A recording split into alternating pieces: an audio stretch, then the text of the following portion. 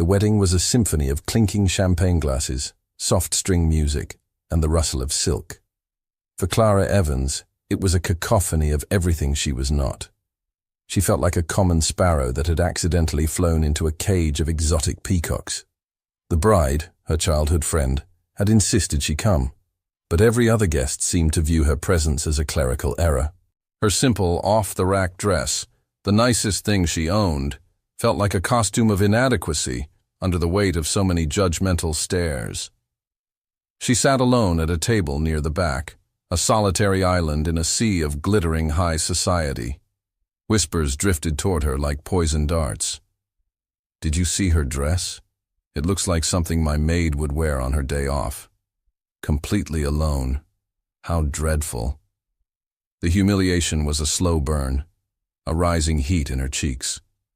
It reached its peak when a willowy socialite with diamonds dripping from her ears and a cruel smile glided over to her table.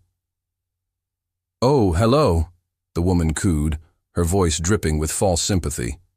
"Are you lost? The staff entrance is around the back." The insult was so direct, so exquisitely aimed, that it stole Clara's breath. The room swam for a moment. She was on the verge of fleeing, of running from this gilded hall and never looking back. Her chair scraped against the floor as she prepared to stand, her pride in tatters. That's when a shadow fell over her table. A man sat down in the empty chair beside her, his presence so commanding it seemed to suck the air from the immediate vicinity. He was impossibly handsome, with sharp, intelligent features, piercing grey eyes, and a suit so perfectly tailored it looked like it had been sculpted onto his athletic frame. He was Dr. Adrian Sterling, the city's most renowned plastic surgeon, a man whose cold perfectionism was as legendary as his billion-dollar fortune. Clara recognized him from the society pages she sometimes glanced at while waiting in line at the grocery store. He ignored the gawking socialite completely. He leaned in close to Clara, his cologne a subtle, intoxicating scent of bergamot and cedar. His voice was a low, conspiratorial whisper, meant only for her. "Pretend you're with me." Clara stared at him, bewildered. "What?" His eyes flickered toward a corner of the room where an older, impeccably dressed woman was steering a young heiress in their direction. "My aunt is about to stage an ambush," he explained, his voice a smooth, cool murmur against her ear. "I need a deterrent. You look like you need a rescue. Help me, and I'll guide you through this shark tank for the rest of the night. Deal?" He was offering her a shield, a way out of her humiliation. Desperate for any escape, she could only nod, her throat too tight to speak. A slow, satisfied smile touched the corner of his lips. "Good girl." With a deliberate, fluid motion, Adrian reached out and placed his hand on the small of her back. It wasn't a gentle touch. It was firm, possessive, a clear and undeniable claim. A jolt, hot and electric, shot through her at the contact. Across the room, conversations faltered. The whispers died.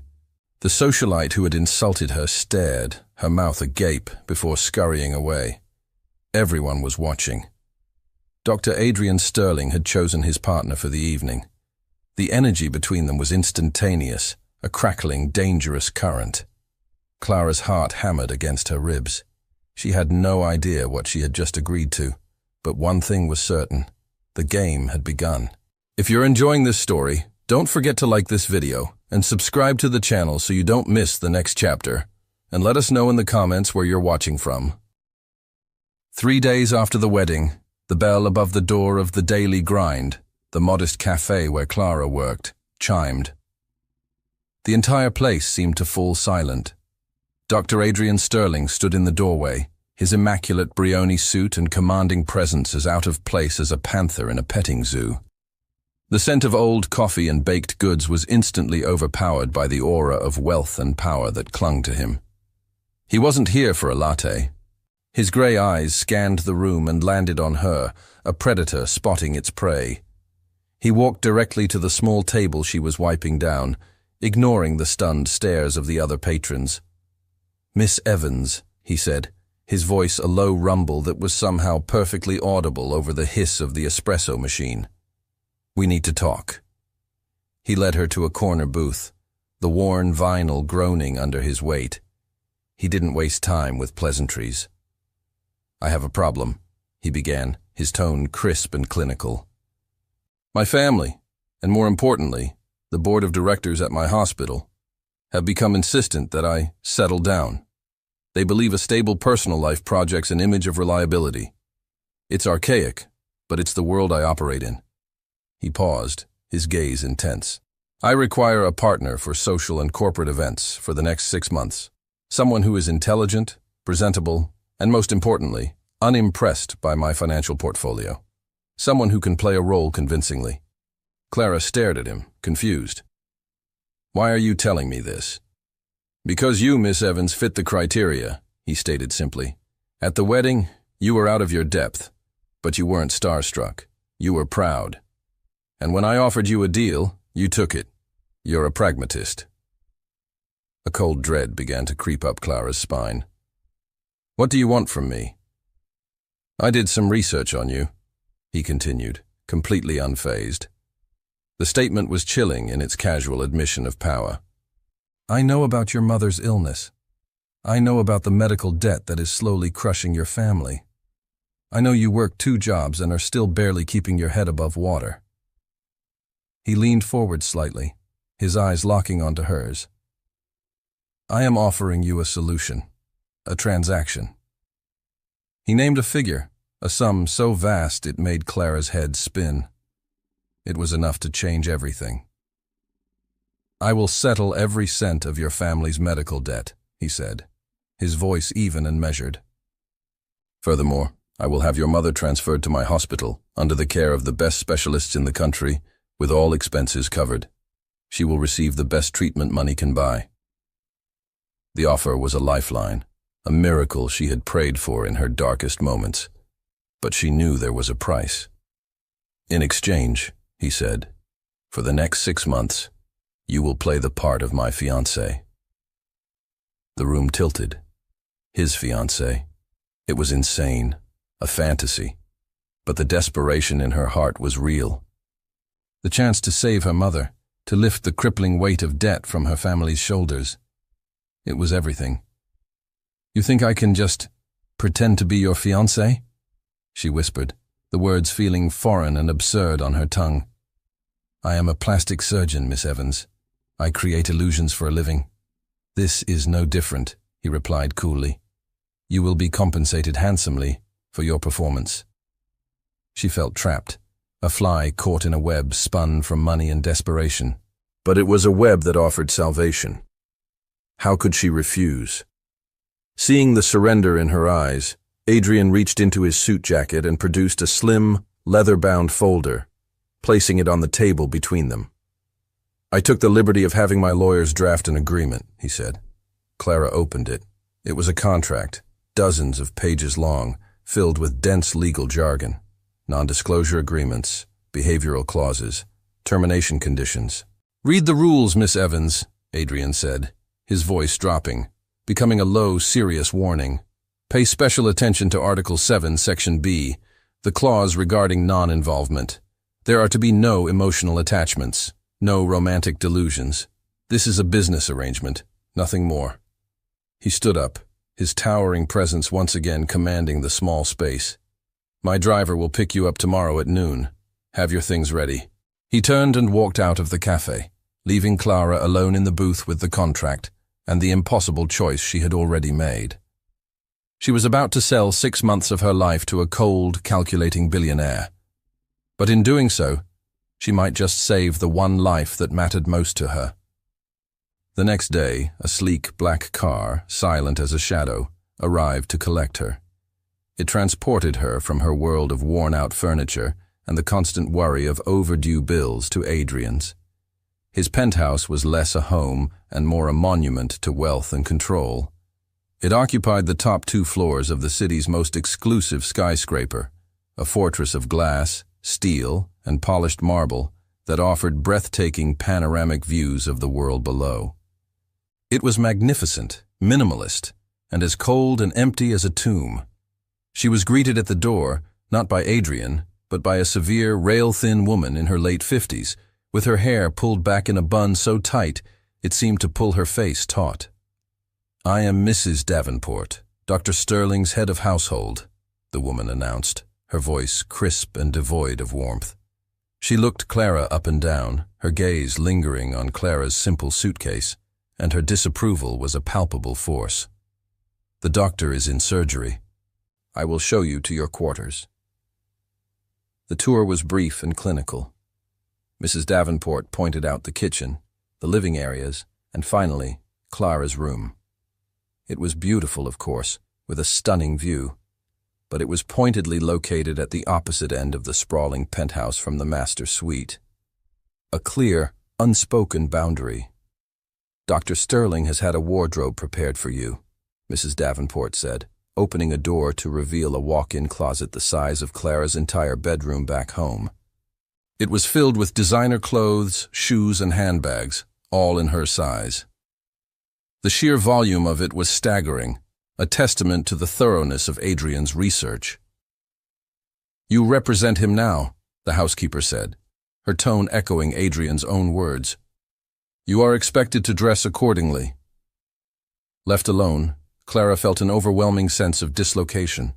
She was a ghost, haunting someone else's life. That night, sleep was impossible. The silence of the penthouse was more deafening than the city noise she was used to. Tossing and turning in the ridiculously comfortable bed, she finally gave up. A glass of water was what she needed. She padded barefoot through the dark, silent halls, guided by the ambient glow of the city lights outside. As she entered the kitchen, she froze. He was there. Adrian stood in front of the floor-to-ceiling window, a glass of water in his hand, staring out at the glittering cityscape. He was shirtless. The moonlight sculpted his body, defining the lean, powerful muscles of his back and shoulders, the body of a man who applied the same discipline to his own physique as he did to everything else in his life. He must have heard her sharp intake of breath because he turned. His gray eyes, dark and unreadable in the dim light, met hers. "Insomnia?" he asked, his voice a low, husky rumble that vibrated through the quiet room. She could only nod, her throat suddenly dry. He set his glass down on the polished marble island and began to walk toward her, his movements slow, deliberate, predatory. He didn't stop until he had backed her up against the cold, smooth surface of the counter, trapping her. He placed a hand on either side of her, caging her in. "Or perhaps," he whispered, leaning in closer, "you were curious about the benefits not listed in the contract." His proximity was dizzying. She could feel the heat radiating from his bare chest, smell the clean, masculine scent of his skin. His warm breath ghosted across her cheek as he leaned in, his lips hovering dangerously close to her ear. "Don't make the mistake of thinking this is anything more than what it is," he murmured, his voice a silken threat. Just as she thought he might kiss her, he pushed himself away, a mocking, cruel smirk playing on his lips. "Remember the rules, Clara," he said, his voice returning to its cool, detached tone. "Don't get attached." He picked up his glass, downed the rest of the water, and walked out of the kitchen, leaving her trembling, her heart hammering against her ribs. She was breathless, humiliated, and to her absolute horror, dangerously, undeniably aroused.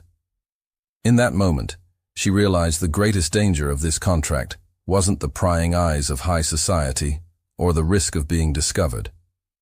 It was the cold, calculating, and devastatingly attractive man who had written the rules, and she was trapped in his fortress with him. Their first public test came a week later. It was the hospital's annual charity ball, the most important social event of the year for the city's medical and philanthropic elite. It was also, Adrian informed her with a casual coldness, the place where his ex-fiancée, Victoria Lancaster, would undoubtedly be in attendance. "Your job tonight is simple," he instructed her as they stood in his cavernous living room, preparing to leave.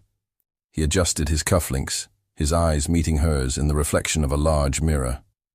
You will convince everyone in that room, especially her, that you are the only woman I see."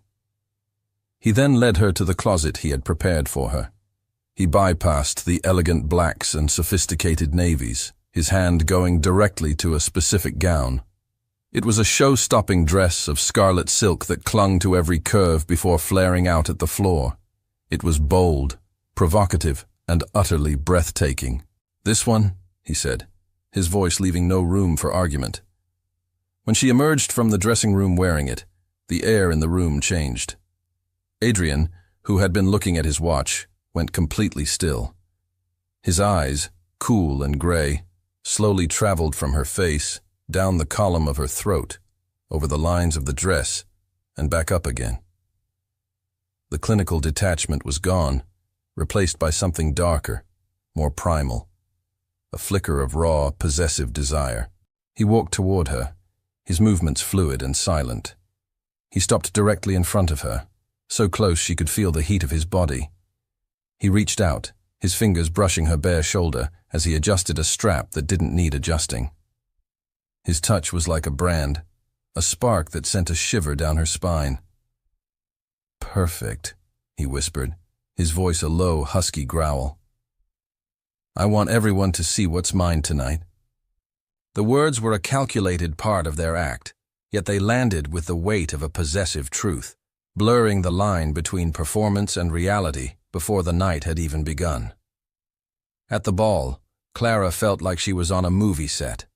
With Adrian at her side, his hand firmly on her back, the disdainful whispers were replaced by looks of envy and curiosity. He guided her through the crowd, a king showing off his new queen. The inevitable confrontation happened near the champagne fountain. Adrian was pulled into a conversation with the hospital chairman, leaving Clara alone for a moment. A woman with honey-blonde hair and a smile as sharp as broken glass glided up to her. Victoria Lancaster. "Enjoying the view from the top?" Victoria asked, her voice sweet as saccharine. "It's a long way to fall. You should enjoy it while it lasts." Clara stiffened. "I'm sorry, have we met?" "Oh, we don't need to have met," Victoria said with a venomous little laugh. "I know his type. He loves a project, a shiny new toy. But Adrian gets bored very, very quickly. I should know." Before Clara could formulate a response, an arm wrapped around her waist, pulling her back against a hard, familiar chest. "Victoria," Adrian's voice was a blade of ice, "I don't believe you've been properly introduced to my fiancé." He didn't wait for Victoria's reply. He turned his head and pressed a kiss to Clara's temple, a deliberate, lingering gesture of ownership. It was a public marking of his territory, a move meant as much for Victoria's benefit as it was for Clara's. He looked down at Clara, his eyes burning with a protective fire that stunned her into silence. The look was not part of the act. It was real. "Darling," he murmured, his lips close to her ear, "shall we dance?" He led her to the dance floor, leaving Victoria standing alone, her perfect smile frozen on her face. As he pulled Clara into his arms, she was acutely aware of the strength in his hands, the intensity of his gaze, and the shocking, undeniable truth that his feigned protection had felt more real than anything she had experienced all night. The following week, Adrian took her to a high-stakes art auction. It was another battlefield in his world, where power was displayed not through words, but through the casual raising of a numbered paddle. Clara, a former art history student, felt a pang of longing as she looked at the magnificent works on display. It was a life she had dreamed of, now being shown to her as part of a fantasy she was being paid to perform. She found herself captivated by a particular painting, a moody, atmospheric landscape by an emerging artist. She mentioned her admiration for it in a quiet whisper to Adrian. He simply nodded, his expression unreadable. When the painting came up for auction, the bidding was spirited. It quickly escalated between two parties. One was Adrian. The other was a man a few rows ahead of them, a notoriously ruthless real estate developer named Marcus Thorne. He was older, with a lecherous glint in his eye, and a reputation for crushing his competitors. The price climbed higher and higher. Just as Adrian was about to place a final winning bid, he paused. He glanced at Clara, then back at Thorne, and with a subtle, almost imperceptible shake of his head, he withdrew. The gavel came down. The painting was sold to Marcus Thorne. Clara was confused and a little disappointed.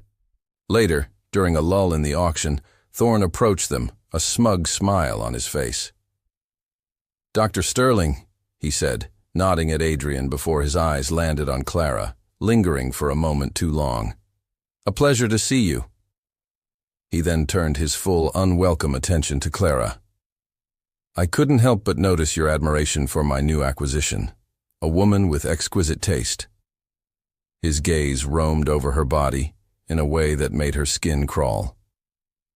"Perhaps we could discuss art sometime. In a more private setting." The air grew cold. Adrian, who had been the picture of calm indifference, went rigid. He didn't say a word to Thorne. He didn't even look at him. Instead, he turned to Clara. He placed a hand on the nape of her neck, his fingers tangling in the soft hairs there, and pulled her toward him. And then he kissed her. It wasn't a gentle, romantic kiss. It wasn't the chaste public peck he had given her at the ball. This was a raw, hungry, and deeply possessive kiss. It was a brand, a claim, a silent, furious declaration made in front of a room full of the city's most powerful people. It was a kiss that said, without a single word, "She is mine." The crowded room seemed to fall silent.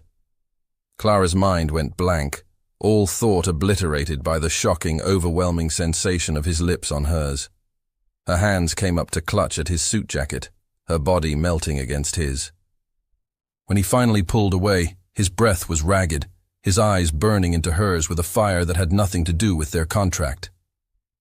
"We're leaving," he commanded, his voice a low growl. He took her hand, his grip firm, and led her out of the auction house, leaving Marcus Thorne standing there, speechless and publicly neutered. The silence in the car on the way back to the penthouse was heavy and suffocating. Clara stared out the window, her lips still tingling, her mind reeling. She could feel his eyes on her, but she couldn't bring herself to look at him. "What was that?" she finally whispered, her voice trembling. The car glided to a stop in the underground garage. He turned off the engine, plunging them into a sudden, profound silence.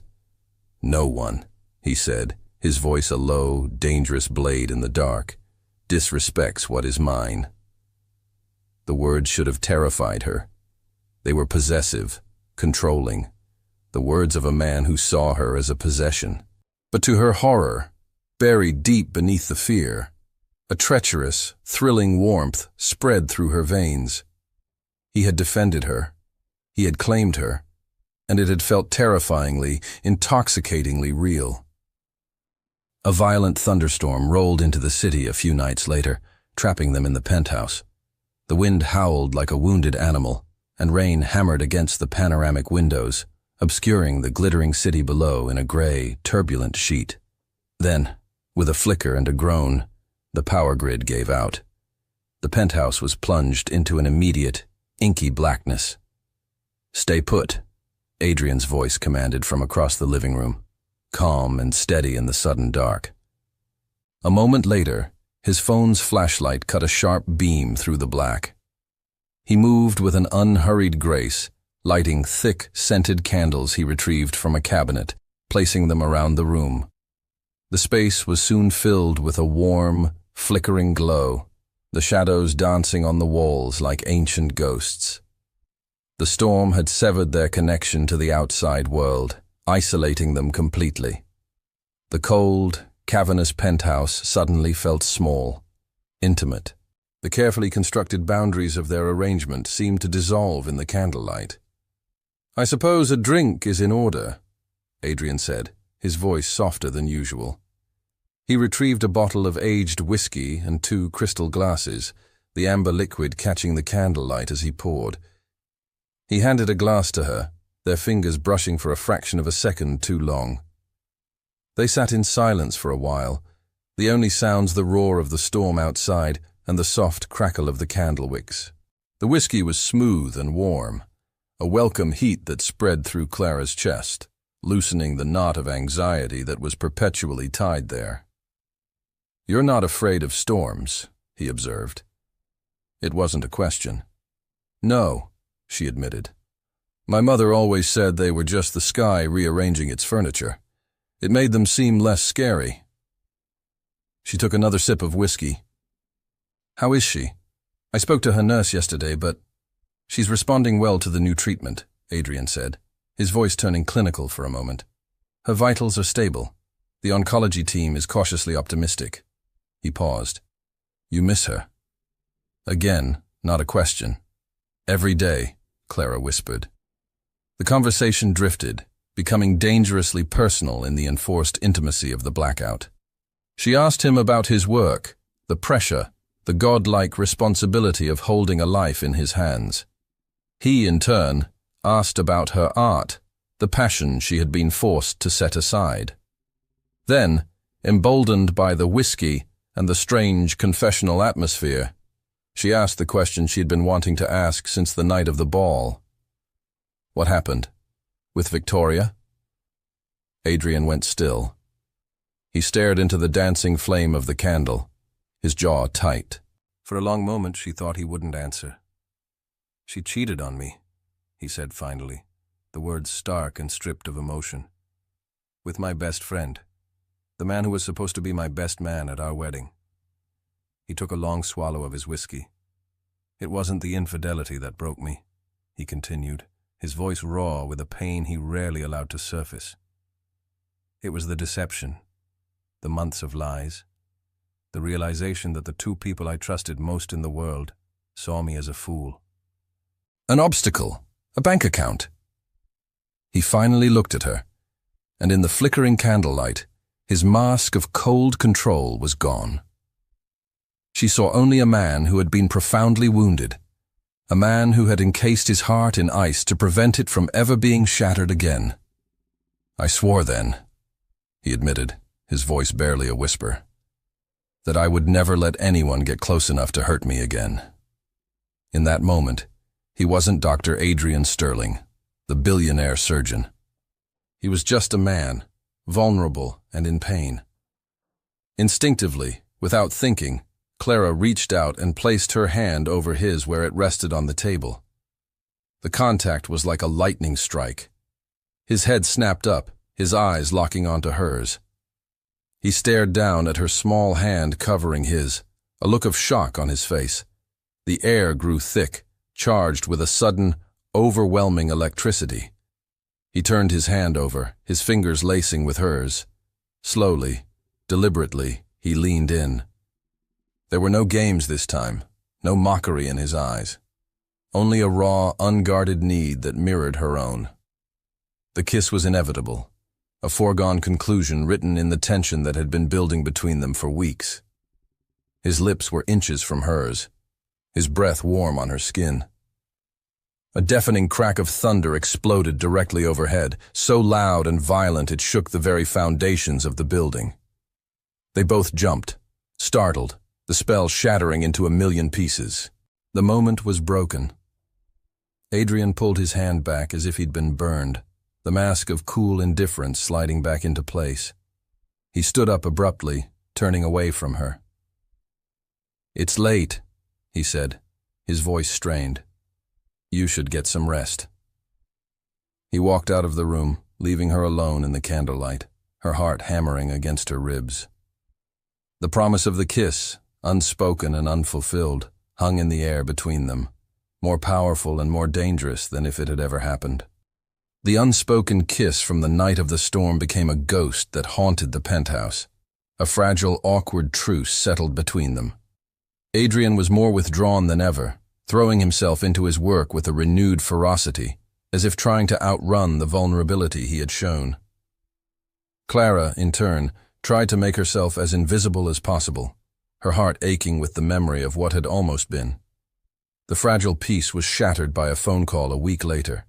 It was the hospital. Clara's mother had developed a severe post-treatment infection and had been rushed into intensive care. She needed an immediate, high-risk surgical procedure to have any chance of survival. Clara's world imploded. She was a mess of panic and tears when Adrian found her, having been alerted by his staff. He took one look at her terrified face, listened to the frantic explanation, and his entire demeanor shifted. The cold, distant billionaire vanished, replaced by the decisive, commanding surgeon. "She's in the best hands, but I'm going in," he said, his voice leaving no room for argument. "I'll do the surgery myself. Now go to the hospital. I'll meet you there." He was already shrugging off his suit jacket, his mind focused, his purpose absolute. Hours later, Clara was pacing the sterile white floor of the surgical waiting area, a hollowed-out shell of anxiety. She was a wreck, unable to think, unable to breathe. She needed to call her family, but her mother's important legal and insurance documents were back at the penthouse. She remembered her mother mentioning a durable power of attorney, something the hospital administration might need. She called Adrian's personal line, a number he had given her for emergencies, expecting to get his voicemail. He answered on the first ring, his voice calm and steady from the other side of the operating room doors. "Clara, what is it?" "I'm so sorry to bother you," she sobbed, "but I need documents. For my mom. They're at the penthouse. I don't know what to do." "My office," he said without hesitation. "In the wall behind the abstract painting, there's a safe. The code is 1805, the year of the Battle of Trafalgar." A strangely personal detail. "The documents you need for the hospital are in a blue folder. Just take that folder. Do not touch anything else." The line went dead. Armed with the code and a desperate sense of purpose, she took a taxi back to the silent penthouse. Her hands trembled as she swung the painting aside and entered the code. The heavy steel door of the safe swung open. Inside, everything was meticulously organized. Stacks of papers, deeds, a few pieces of jewelry in velvet boxes. And there, just as he'd said, was a simple blue folder. She pulled it out. But as she did, her eyes caught on the folder beneath it. It was thick, black, and unmarked, except for a small typed label on the tab. Her breath caught in her throat. The name on the label was Marcus Thorne. Her mind screamed at her to close the safe, to obey Adrian's command. But she couldn't. Her fingers, acting of their own accord, pulled the folder out. It wasn't a business portfolio. It was a full-blown private investigation file. She sank into Adrian's leather desk chair, her heart pounding, and began to read. The file was a deep dive into the life of the lecherous man from the art auction. It detailed his predatory business practices, listing small, family-owned companies he had systematically driven into bankruptcy before buying their assets for pennies on the dollar. It was a graveyard of ruined dreams. Then she turned a page and saw a name that made her blood run cold. Lancaster Textiles. Victoria's family business. According to the investigator's report, Thorne had orchestrated its downfall a year and a half ago. At the very back of the file, tucked into a sleeve, was a single handwritten note on Adrian's personal stationery. It was a question, scrawled in his sharp, decisive handwriting, a question he had clearly been asking himself. Did he ruin her father's business? Is that why she left me? Clara stared at the note, her world tilting on its axis. The story he had told her, the simple, clean narrative of being cheated on by the two people he trusted most, was a lie. Or at least, not the whole truth. He hadn't just been a passive victim of Victoria's infidelity. He had been actively investigating the man who may have been the root cause of it all. He suspected Victoria hadn't just left him. She had been pushed, perhaps by financial desperation caused by Marcus Thorne. The cold, heartless man he pretended to be was a facade. Beneath the ice, there was a man who felt guilty, a man who sought to understand, a man who pursued a quiet, hidden form of justice. Who was the real Adrian Sterling? The question echoed in the silent, empty office. She had signed a contract with a man she thought she understood, but she was living with a complete and utter stranger. Clara sat in the sterile silence of the hospital waiting room, the weight of the black folder a tangible presence in her bag. Her mother was out of surgery and stable, resting in a private recovery room. Adrian had done it. He had saved her. He had walked out of the operating room hours ago, his face tired but calm, and given her the news with a quiet, professional reassurance before disappearing to handle other hospital matters. Now he was walking toward her, having shed his surgical scrubs for a crisp dress shirt and slacks. He looked exhausted, but his posture was still ramrod straight. "She's doing well," he said, his voice soft. "The next 24 hours are critical, but I'm confident she'll make a full recovery." "Thank you, Adrian," Clara said, her voice thick with a gratitude so immense it felt like it could swallow her whole. "I don't know how I can ever—" "It's part of our arrangement," he cut in, his professional mask sliding back into place. It was a reflexive defense, a way to keep the wall between them intact, but Clara wouldn't allow it, not anymore. She took a deep breath. "We need to talk. Not about my mother. About Marcus Thorne." Adrian froze. His calm, clinical demeanor evaporated, replaced by a guarded stillness. His eyes, which had been soft with fatigue, turned sharp and hard as flint. "You violated my trust," he said, his voice dangerously low. "I gave you one instruction." "You left out a few key details in your story the other night," she countered, her own voice gaining a strength she didn't know she possessed. She pulled the folder from her bag and placed it on the empty chair between them. "You told me Victoria cheated on you. You didn't tell me you suspected she was driven into another man's arms by financial ruin, orchestrated by Thorne. You didn't tell me you were investigating him." She looked him straight in the eye, her gaze unwavering. "You're still trying to protect her, aren't you? Even after all this time. Do you still love her?" The question hung in the air, raw and direct. Adrian stared at the folder, then back at her, a muscle working in his jaw. He looked like a king whose fortress had just been breached. He let out a long, weary sigh, running a hand through his perfectly styled hair, messing it up for the first time she had ever seen. "No," he said, the word heavy with a truth he rarely admitted, even to himself. "I don't love her. Not anymore. But I feel responsible." He finally met her gaze, and the ice in his eyes had melted, revealing a deep well of guilt. "I was obsessed with my work. I was cold, demanding. I saw her family's financial trouble as a nuisance, not a crisis. I thought she left me for my best friend because I wasn't enough. It took me months to realize I hadn't been paying attention, that I had pushed her away long before she ever strayed. I drove her to a point of desperation where another man's comfort and money seemed like a better option. My investigation. It started as a way to confirm my own failures." Clara listened, her heart aching for him. He wasn't a vengeful ex-lover. He was a man punishing himself, carrying a burden of guilt far heavier than she had ever imagined. An idea, bold and reckless, began to form in her mind. An idea born of her gratitude, her newfound understanding of him, and a simmering anger of her own. "You want justice for what he did to her," Clara said, her voice firm and clear. "I want justice for what men like him do to families like mine. The ones they crush without a second thought."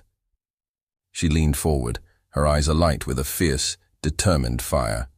"So let's stop circling the truth and do something about it. Let's get him. Together." Adrian stared at her, utterly speechless. He was completely taken aback. This quiet, unassuming woman he had hired to be a pretty, silent accessory was now proposing to be his partner in a dangerous battle against a powerful enemy. She wasn't asking for his protection, she was offering her alliance. For the first time, he saw her not as a contract, not as a charity case, not as a complicated woman who made him feel things he didn't want to feel. He saw her as an equal, a warrior. A slow, dangerous smile spread across his face, the first genuine smile she had ever seen from him. It transformed his entire demeanor. "All right, Evans," he said, the name now sounding less like a formal address and more like the name of a respected partner. Let's go to work. The penthouse transformed from a cold residence into a strategic war room. For the first time, Clara and Adrian were not circling each other as employer and employee, but collaborating as partners. The shift was seismic. They spent hours huddled over the investigation file, piecing together Thorne's patterns, his weaknesses, his ego. The plan they devised was audacious, relying on Thorne's two greatest weaknesses, his greed and his lechery. The trap would be set at a private, high-stakes investment summit Thorne was hosting for a select group of potential clients. Clara, armed with the intricate financial knowledge from Adrian's file and a new, flawlessly fabricated identity, would play the part of Clara Beaumont, the sole heiress to a recently acquired European tech fortune. Her goal? To dangle the prospect of a massive 9-figure investment so enticing that Thorne would drop his guard.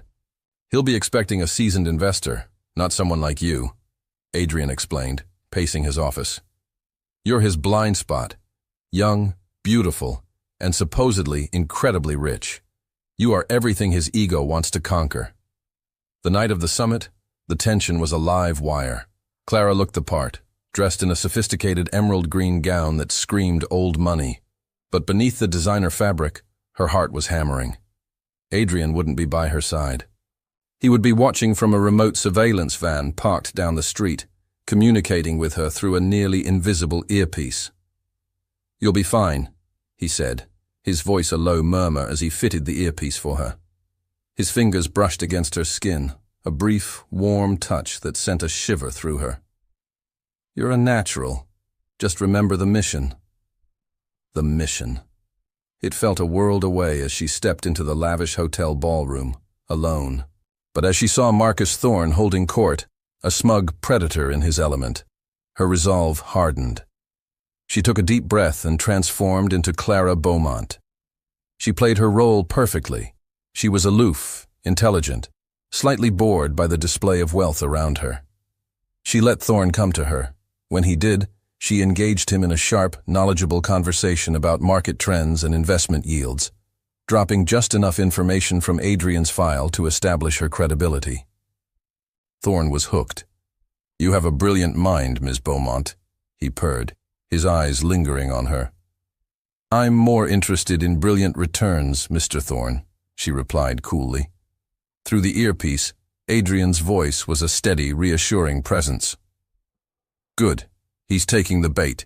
Keep him focused on the numbers." The game was working. Thorne, convinced he was on the verge of landing the biggest investment of his career, grew bolder. A deal of this magnitude requires a more private discussion.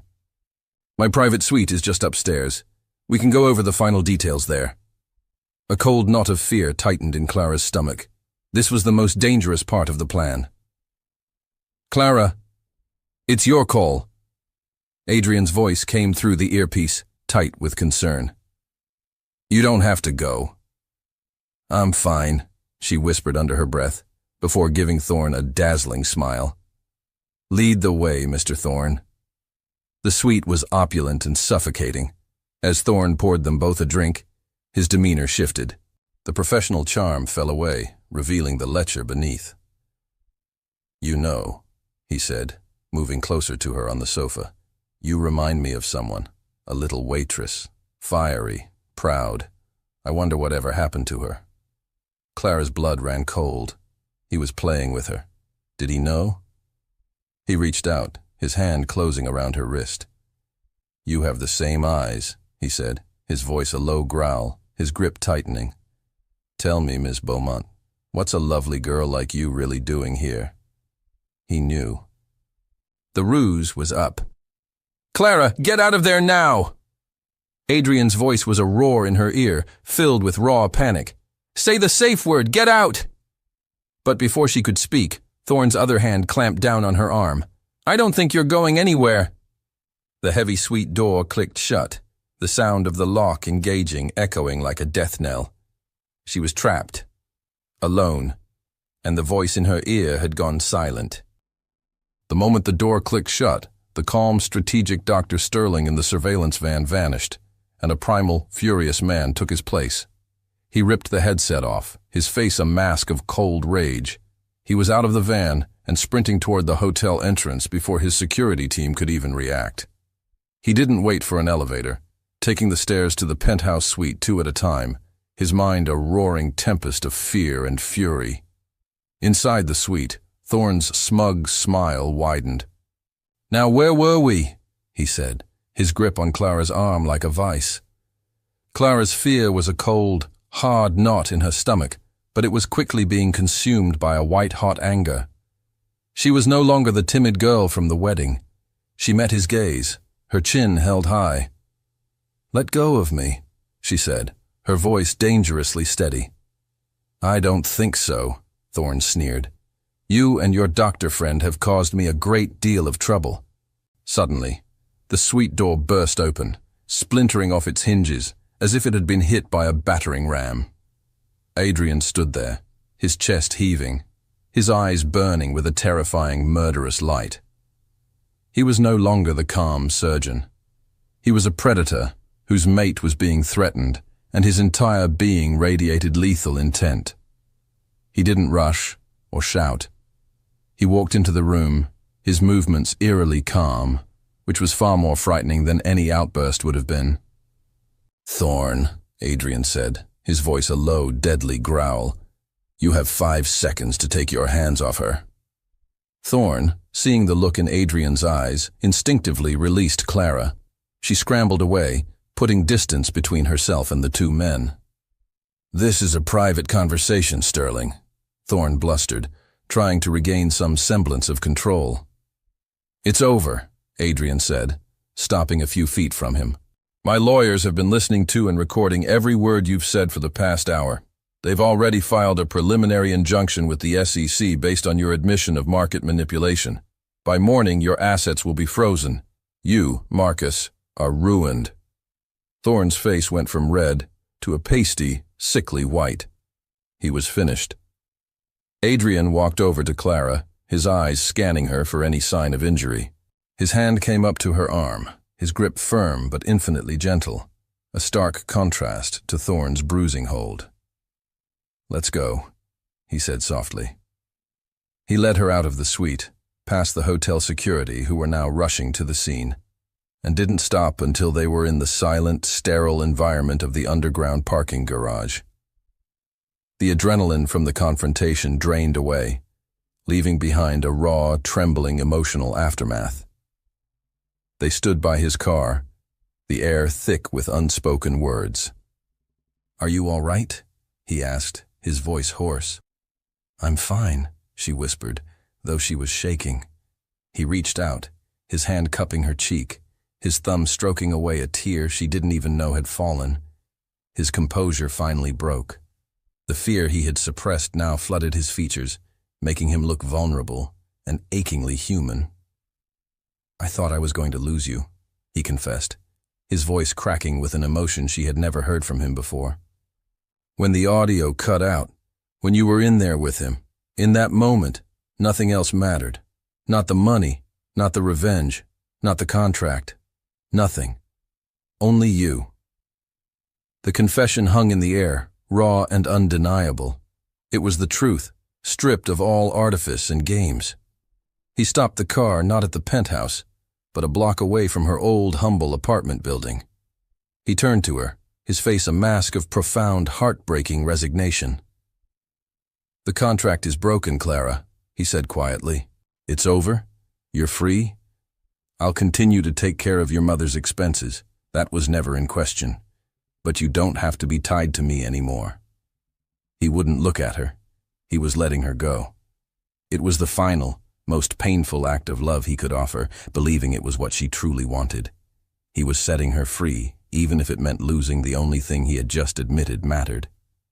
"Go be happy, Clara," he whispered, his voice thick with unshed tears. "You deserve it."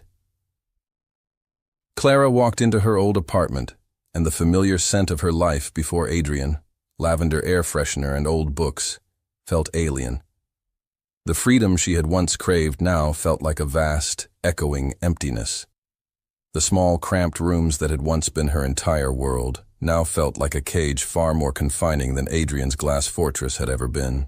The silence was the worst part. It wasn't the peaceful, contemplative silence of the penthouse library. It was a hollow, lonely silence, punctuated only by the ticking of a cheap wall clock. Days turned into a week. She visited her mother at the hospital, a state-of-the-art facility that felt like another world. Her mother, now recovering remarkably in a sun-drenched private room, was sharp-eyed. She saw the sadness that clung to her daughter like a shadow. "You saved my life, my darling girl," her mother said one afternoon, taking Clara's hand. Her grip was stronger now. "But you look like you've lost the world. You love him, don't you?" The question was so simple, so direct. "It's complicated, Mom," Clara deflected, looking away. "No, it's not," her mother said gently. "I saw the way he looked at you when he came to check on me. That wasn't a doctor looking at a patient's daughter. That was a man looking at his entire world. So why are you here, looking miserable, instead of with him?" The words resonated deep in Clara's soul. She had spent the last week telling herself she was lucky to be free, that she had escaped without getting her heart completely broken. But it was a lie. Her heart was already broken, not by Adrian, but by his absence. She thought about the man she had come to know, not the cold billionaire, but the man who carried the weight of his own guilt, who fought for a quiet justice, who had looked at her with raw terror in his eyes when he thought she was in danger. The man who had kissed her with a desperate, claiming passion. The man who had let her go, believing it was for her own good. She realized she wasn't the same frightened, insecure woman who had been humiliated at a wedding months ago. She had walked into a den of lions and emerged unscathed. She had negotiated a contract with a billionaire, played a dangerous game with a corporate predator, and won. She was no longer a victim of circumstance. She was a woman who could make her own choices, and she was choosing him. Without a second thought, she kissed her mother goodbye, left the hospital, and took a taxi straight to Sterling Tower. She used the private key card Adrian had given her, the one she was supposed to have returned, and took the elevator straight to the penthouse. She found him in his office. He was standing in front of the massive window, staring out at the city, a glass of whiskey in his hand. He looked lost, a king in a castle that had become a prison. He didn't hear her enter. "I don't want to be free," she said softly from the doorway. Adrian spun around, his eyes wide with shock and a dawning, incredulous hope. He looked as if he were seeing a ghost. "Clara, not if it means being without you," she continued, walking slowly toward him, her heart pounding with a new, fearless certainty. "But the contract," he stammered, his composure gone. "Tear up the contract," she said, stopping just before him. She reached up, her hand cool against his cheek. "Let's write our own." And then she kissed him. It was not a kiss of gratitude or of calculated performance. It was a kiss of choice, of demand, of absolute certainty. It was the kiss she had been waiting for, the one that had been promised in the dark of the storm. For a moment he was too stunned to react. Then, with a low groan that came from the depths of his soul, he surrendered. His arms wrapped around her, lifting her off her feet and pulling her tight against him, as if he could absorb her into himself. The kiss deepened, becoming a fiery, passionate testament to all the unspoken feelings, all the pent-up longing, all the rules that were finally irrevocably broken. He was no longer her employer, and she was no longer his pawn. In that moment, they were simply a man and a woman, finally claiming the love they had fought so hard to deny. 6 months later, Clara stood in a sun-dappled garden, the scent of roses and fresh-cut grass in the air. A soft breeze rustled the leaves of the ancient oak tree under which she stood. This time, she was not an outsider. She was the main event. It was another wedding, but it was nothing like the ostentatious affair that had started it all. This ceremony was small, intimate, attended only by the people who truly mattered. Clara's mother, her face glowing with health and happiness, sat in the front row, dabbing at her eyes with a lace handkerchief. Mrs. Davenport, the once stern housekeeper, stood beside her, a rare, genuine smile on her face. Adrian stood opposite Clara, and he was a man transformed. The cold, icy mask he had worn for so long was gone, melted away by the warmth of a love he had finally allowed himself to accept. He wore no armor today, only a perfectly tailored suit and an expression of such profound adoration that it made Clara's heart ache with joy. He only had eyes for her. When it came time for the vows, they were not the flowery, generic promises of strangers. They were real, forged in the fire of their unique journey. Adrian took her hands, his grip warm and steady. "Clara," he began, his voice thick with an emotion he no longer tried to hide. "I found you when I was lost in a fortress of my own making. I offered you a contract to save myself, a business deal born of cynicism and pride. But in your strength, your grace, and your incredible heart, it was you who saved me. You broke down my walls and taught me that the greatest risk isn't getting hurt, but living a life without letting anyone in. My vow to you is not a clause in a contract. It's a promise for all my days to be worthy of the man you see in me." Tears streamed freely down Clara's face as she began her own vows. "You came into my life like a storm," she said, her voice trembling but clear. "You offered me a deal to save my family, but you ended up giving me a family. You showed me a world I never thought I belonged in. And then you showed me that the only place I truly belong is by your side. I promise to always see the man behind the mask, to challenge you, to love you, and to build a life with you that is anything but pretend." Later, as the sun began to set, casting a golden glow over the garden, they danced their first dance as husband and wife. It was a slow, easy dance, their bodies moving together in perfect sync. There were no prying eyes to perform for, no hidden motives, no games left to play. Adrian pulled her closer, his lips brushing against her ear. He whispered the 4 words that had started it all, but now they were imbued with a new, eternal meaning. "You're with me," he murmured. Clara leaned her head against his chest, her heart full to bursting. She smiled, a radiant, joyful smile that was all her own. "Always," she whispered back.